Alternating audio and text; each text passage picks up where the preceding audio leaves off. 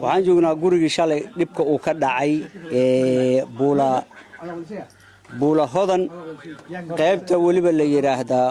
maxay ahayday Kashmir la dhahaa ayuu dhibkaasi ka dhacay shalayto niman ilaa iyo qiyaasta gaaraya 30 oo dhalinyaro ah ayaa gurigan soo weeraray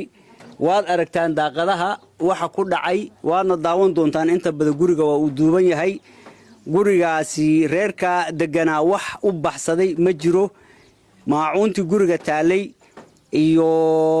wax alla wixii alaab ahaa baarasho iyo jijabin intaba waa la isugu daray ilaa iyo haddana wax dawlad oo u yimi oo reerka dhibka ku dhacay ama ciidan ha noqdo ama cid kale odayaal oo deegaanka waxaanan ahayn oo yimi lama hayo wax ciidan amni oo halka ka soo kormeeray oo waxa dhacay dhibka wax ka qabta isgiirina ma jiraan arintaas dhacday waadna aragtaan qof kasta oo islaam ama qof kasta oo Kenyan oo wadanka jooga oo arinta arkayo waxa weeyaan waa wax uu ka naxa oo ma taqaanay waa wax aan dulqaad iyo sabir midna loo yeelan karin meesha joogno waa artaan gurigan waa artaan meesha ku yaala waa artaan oo gurigaas ku dhex yaala qoys dhan oo degan baa shalayto ilaa 30 leer ku soo weerartay ayagii meeshii gurigii wax uma badbaadin lix haamood oo taale lixdaba way baangada la dhicin way dildilaaceen hadee daaqadihii waa la burburiyay hadee gaarisna hadee waad ogtihiin muxuu ahayd waa meel dadku leeyahay ehelku leeyahay oo dadku leeyahay hadee dadkana way arkaan waxaan ugu baaqaynaa hadee kulli wixii wax garad ah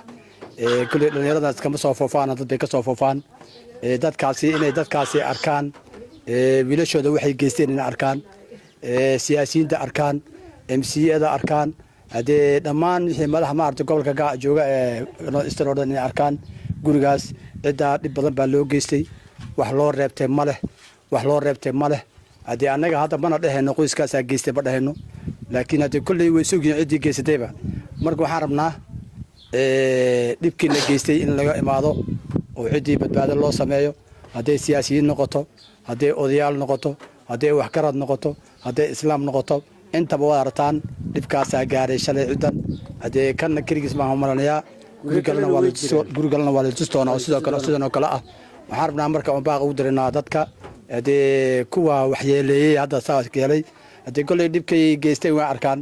inaan dhib daba ugu noqon ciidan meesha degan